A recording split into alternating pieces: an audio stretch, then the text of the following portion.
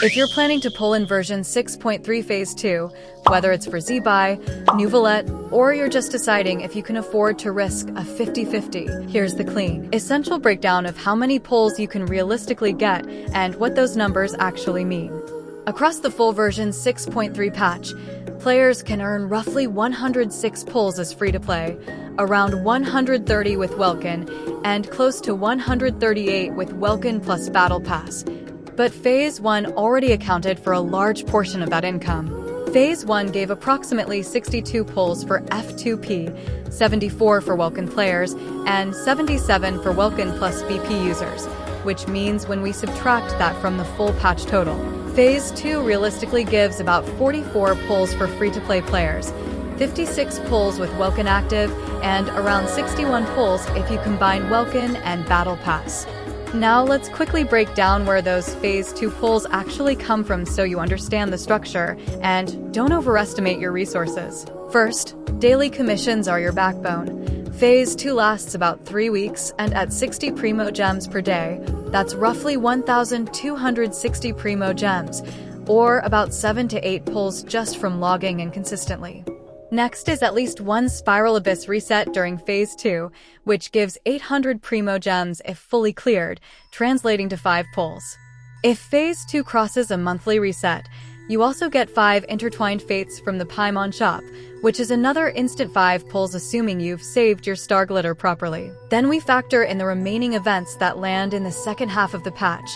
These usually add between 1,000 and 1,500 Primo Gems total, which converts to roughly 6 to 9 pulls depending on exact distribution. On top of that, any exploration or offering rewards you didn't fully claim in Phase 1 become extra value in Phase 2, especially since the Nodcry expansion in 6.3 carries a large chunk of Primo Gems tied to chests, quests, and the offering system, meaning even partial completion can add several additional pulls.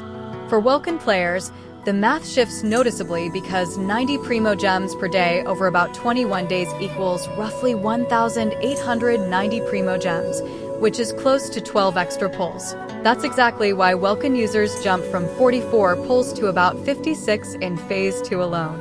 If you're also running the paid Battle Pass, you gain additional Intertwined Fates and some Primo Gems from the premium track, pushing your Phase 2 total closer to 61 pulls.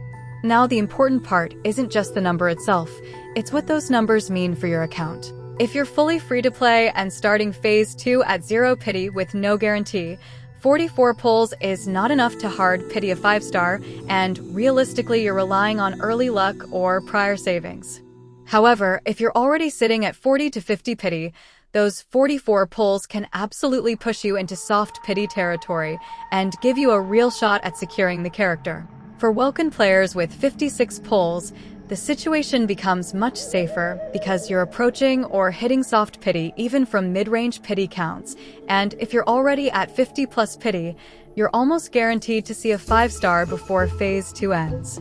Welkin plus BP at 61 pulls gives you even more breathing room, especially if you lose a 50-50 and need to start rebuilding. Compared to Phase 1, Phase 2 is slightly lighter in explosive rewards because Lantern Rite login bonuses and early event payouts were front-loaded, but it remains a stable and reliable income window built on dailies, abyss, shop resets, and event distribution. So strategically, the real question becomes, what is your current pity and are you on guarantee? If you're guaranteed and above 30 pity, Phase 2 income alone can likely secure your target. If you're not guaranteed and sitting below 30 pity, you're taking a calculated risk and may need to accept the possibility of saving for 6.4 instead. Overall, version 6.3 remains one of the more generous patches in recent memory, but Phase 2 specifically gives you around 44 pulls F2P, 56 with Welkin, and 61 with Welkin plus Battle Pass.